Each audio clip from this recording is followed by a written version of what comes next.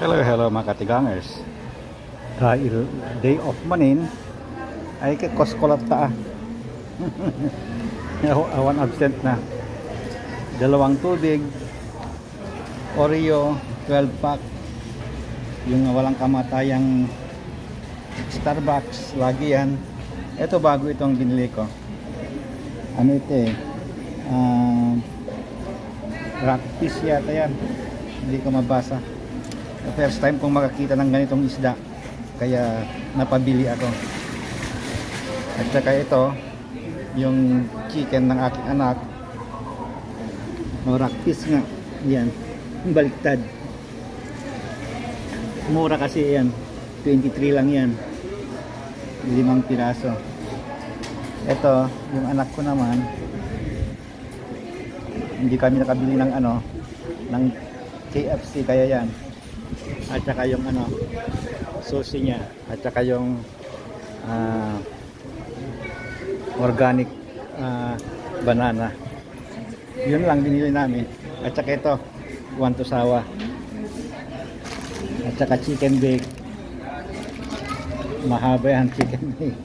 At saka ako naman ay lagi-lagi, ayan, cheese. Sabi ko sa anak ko, bili tayo ng isang whole pizza. Sabi niya wala daw space. Wala daw space doon sa kasi pag hindi namin nakain, lalagay namin sa ref para initin na lang, wala daw space. Okay. Ganon dito. Kaya nga naniniwala na ako yung sinasabi nila na ang Amerika ay pinapahirapan ang buong mundo kasi bili lahat ng bili. Bilihin niya lahat. Ilan lang ang populasyon ng Amerika? 300 million lang, parang 3 beses lang ng Pilipinas.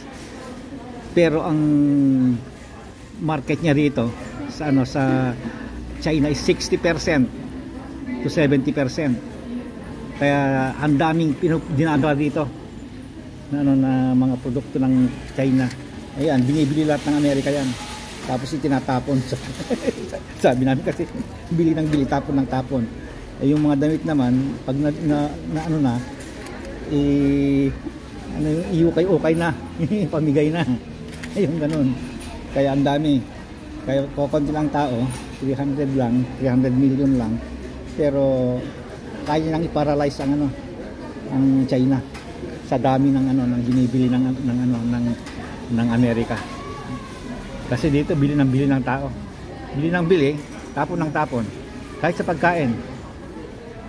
Bumibili ng sobra-sobra. Tapos itatapon din pag nasira na. So ilang araw na sa ref, tatapon din. Ganon. Kaya naniniwala na ako na ang Amerika ay bibilihin lahat ng pagkain tapos itatapon, kaya naghihirap ang ibang bansa. Okay, yun lang, kainan na. Kaya hindi na kami bumili ng marami kasi maraming pizza, kasi kung medyo matagal na talaga, hindi itatapon mo na rin. Hindi tayo gagaya, pero kahit ganun sabihin mo, marami pa rin matatapon. Kasi walang asong kakain at saka walang baboy kaya maraming natatapon Hindi gaya sa Pilipinas, maraming kakain yung mga luma nating pagkain. Ayun, kaya walang tapon.